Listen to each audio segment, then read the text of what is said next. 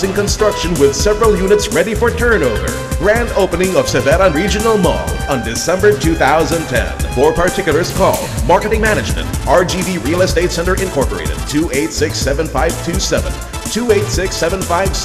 286-7567. Owner-Developer, Severa Neo Calapan Development Corporation. Model units available for viewing or log on to www.rgvcenter.com. Sa kabila ng paalala ng pag-asa hinggil sa nalalapit na panahon ng tag-ulan, kung saan ipinahayag nila ang lubusang paghahanda para dito. Dahil na rin sa mga posibleng pagpasok na malalakas na bagyo, kahapon ng hapon, ika-23 ng Hunyo, nang maranasan ng malakas na pag-ulan na nagdulot ng ilang pagbaha sa iba't ibang lugar sa lungsod. Isa na ang Ubas Street sa Barangay Lalud na tuwinang nakakaranas nito kung saan ayon na rin sa ilang mga residente dito. 20 minuto pa lamang umuulan hanggang binti na agad ang tubig baha. Sinasabing ang sanhi ng pagbaha ay ang halos kapantay ng kalye ng nabanggit na kalsada ang waterbed ng ilog at ang mababang kalye nito kung saan mahigit na sa 1 metro kung ikukumpara sa karugtong na kalye at mga kalapit kalsada dito. Dahil dito, ilang mga residente ng Lalud Kaliwa, partikular ang mga nakatira malapit sa tulay sa kahabaan ng Ubas Street, ang ngayon sinisimula ng linisin ang kanal na dinadaanan ng tubig tuwing umaapaw ang ilog. Isa sa mga hakbang na ginagawa ngayon ng mga residente ay ang pagtatabas ng mga damo at halaman sa gilid ng ilog na nakakapagpabara sa daluyan ng tubig.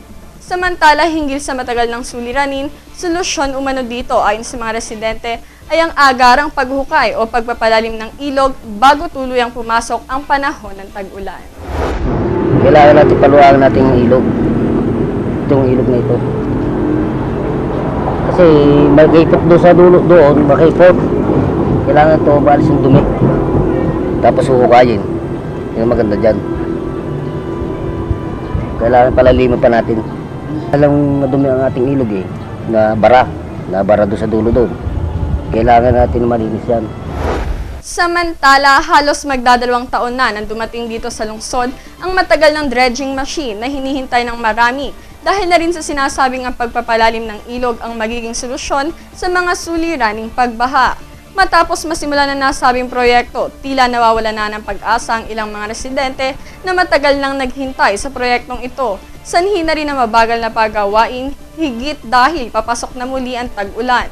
Kahapon na muling maranasan ng lungsod ang malakas na pag-ulan kung saan tulad ng tuwinang nararanasan ng mga residente sa Ubas Street, Barangay Lalud, muli na naman silang nalubog sa tubig baha. Matatandaan na ilang residente sa lungsod ang nagpahayag ng kanilang kalungkutan at opinyon hinggil sa nabanggit na pagpapalalim ng Calapan River kung saan mistulang pangarap na lamang anila ito. Samantala sa kasalukuyan, hindi umaandar ang naturang makina na ngayon nasa bahagi ng Barangay San Vicente West. Hiling naman na marami higit ang mga apektado ng nasabing pagbaha na naway madaliin ang nasabing pagawain na nagdudulot anila ng perwisyo sa kanilang pamumuhay.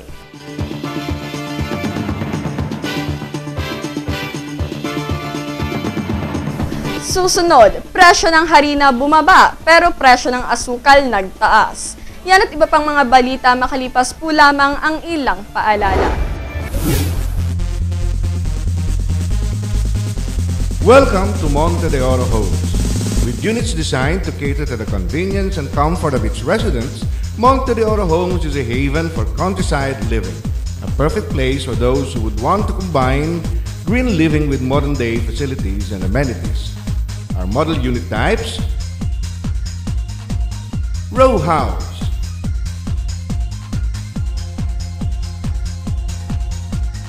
single attached or detached,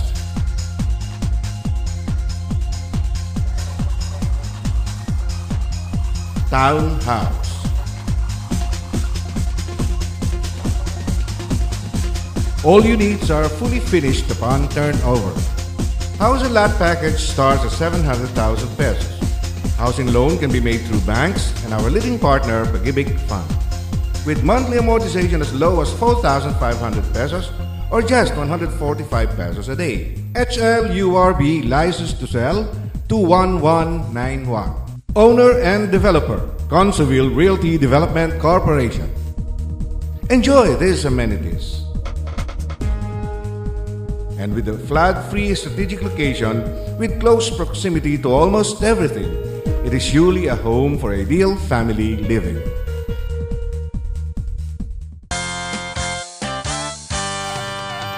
Enjoy life to the fullest at Monte de Oro, Monte de Oro. Enjoy life to the fullest at Monte de Oro, Monte de Oro. A beautiful place, ideal for the whole family, for the family. Where the ambience is inspiring and the people are loving. A wonderful place for our kids to enjoy. A home for our satisfaction.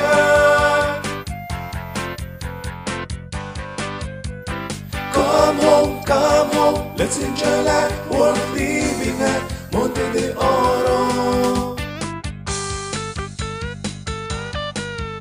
Come home to Monte de Oro Homes at Sapul, Calapan City.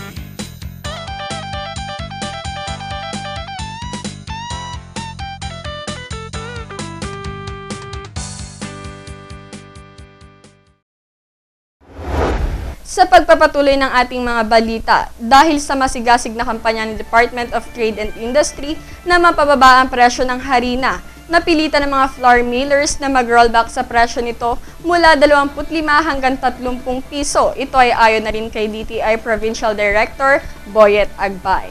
Kautusan ng DTI na nag-aatas na magbaba ng presyo yung mga flour millers, medyo tumatalima naman yung ibang mga flour millers. At ang huling impormasyon namin, binawi na ng DTI yung mga profiteering charges na inimposto sa mga flour millers sapagkat nakita naman natin na medyo nagno-normalize na ang situation.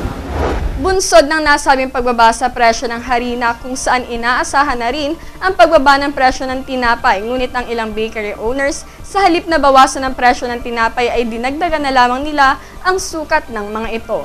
Paliwanag nila sa kabila ng pagbaba ng presyo ng harina, tumaas naman ang presyo ng asukal na isa sa pangunahing sangkap ng mga ginagawa nilang tinapay, kung saan ang magandang kalidad ng asukal na puti na siyang kalimitang ginagamit sa mga panaderya ay umaabot na ng 2,600 pesos mula sa dating 2,400 pesos. Sa mga